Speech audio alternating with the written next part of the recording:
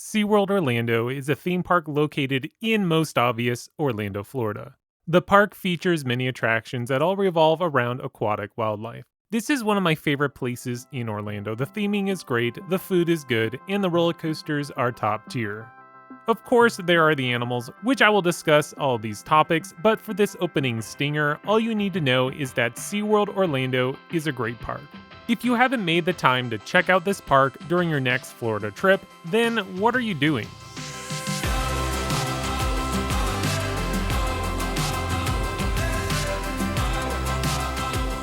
Upon entering SeaWorld, the first thing you'll notice is the attention to detail. The park looks immaculate. The pathways are clean, the foliage is beautiful. Basically, anywhere you turn, there is something eye-catching. Unlike the other theme parks in Orlando, which solely rely on theming for immersion, SeaWorld puts more emphasis on natural beauty. Of course, it has its themed attractions, but again, almost all are centered around wildlife, which is the true star of this park, but we'll talk more on that later. Because I'm a coaster nerd, and this is a coaster channel, let's talk about their roller coasters. SeaWorld has a total of 5 roller coasters with 1 on the way. Their collection is well diverse, ranging from high-octane thrill machines to family attractions. There's basically something here for everyone. The best coaster in the park may be debatable, but for me, it's Mako. This is a B&M hypercoaster that features multiple moments of airtime. The ride is well crafted to fit the park, including a nice finale where the coaster hovers over a body of water. If airtime isn't your thing, maybe you prefer inversions, well, Kraken has you covered. This B&M floorless roller coaster features 7 inversions. It's a massive looping roller coaster that also offers a couple fun interactions, including a tunnel to dive through. Manta, a flying roller coaster by B&M, is the first roller coaster guests will come in contact with while entering the park. The ride swoops down over a body of water. Jets of water get blasted back up, simulating the sensation of skimming across the water. The ride uses this aquarium for its cue, which is really cool. Watching the fish swim around really helps pass the time while waiting for the roller coaster. The ride itself is very exciting. I like to say it's a graceful experience. It does have an intense pretzel loop to get the blood pumping, but overall it's a peaceful flight through the skies of SeaWorld. Next, we have Journey to Atlantis, an indoor-outdoor water roller coaster. It functions more like a log flume, but it is technically a roller coaster because the ride transitions onto roller coaster track at certain parts of the ride. This is a fun ride that demonstrates that SeaWorld can compete with Disney Universal Parks in the theming category. The final roller coaster is a decent family coaster located inside Sesame Street Land. Not much here to say other than, yeah, it's a family roller coaster. Now, also there is Icebreaker, which is the roller coaster on the way. I don't have much to say other than, well, it's going to be opening in the spring of 2022. It looks like a really fun family coaster, and I think it's really going to fit nicely at SeaWorld. The last attraction I want to discuss is Infinity Falls. This is a fun river rapids attraction that features a nice drop and splash at the end of the ride. Be warned that the line can get rather long and is slow moving. I saw this attraction break down multiple times, including once when I was on the ride, so be prepared for a longer wait. I would recommend making this one of your first rides of the day to ensure a shorter wait time.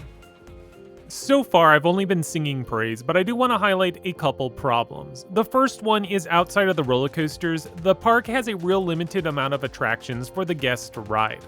I don't expect a ton of flat rides or whatnot. I mean, this is an aquatic park and the animals are part of the entertainment, but more on that later.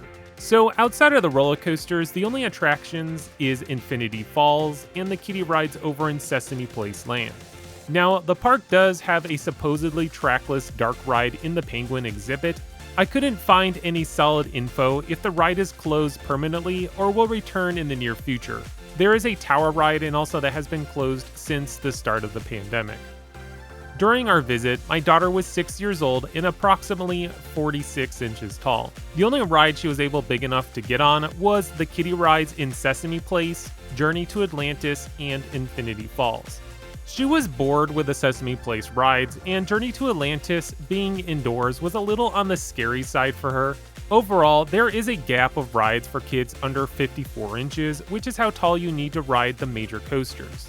Their new roller coaster, Icebreaker, I think it's supposed to fill this gap with its lower ride height requirement, but until then, just take note that some of the younger ones may feel left out when every thrill ride is too big for them. With that said, the animals are the primary draw to the park, so attractions will take a back seat. SeaWorld has a ton of exhibits and aquariums for guests to enjoy. I was actually very impressed with how many animals this park has. My favorite has to be the orca encounter. Seeing these giant whales up close was surreal. Outside of the roller coasters, this was my favorite attraction by far. I know some don't like to discuss the animals, but take note, SeaWorld is one of the leading forces in preservation of aquatic wildlife. You can tell their employees take pride in their job, working with the animals and helping them to their fullest capacity. The real truth is without these exhibits and shows, many of us wouldn't really care about these animals. I know it's kind of sad, but it's the truth.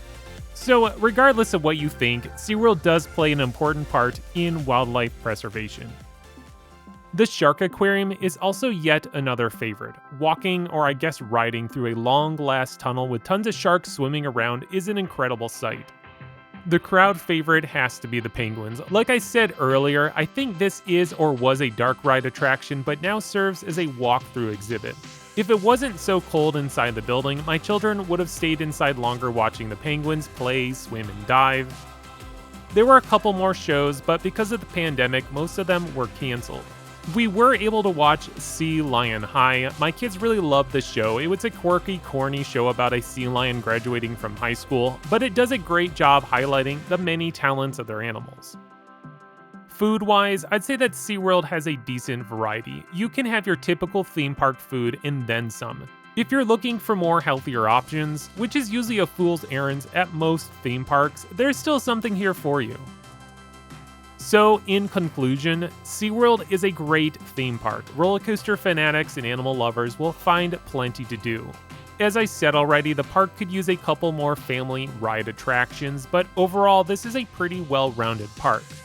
If I were to rate this park, I would give it a 9. My gut feeling is that this park will only be improved on, and I can't wait to see what's in store for SeaWorld 5 years down the road. Well, that wraps up today's review. What do you think of SeaWorld Orlando? Let me know all about it in the comments below. Please click on the like button, and as always, subscribe if you haven't already. That way you continue to get more great content brought to you by X Screen Thrills.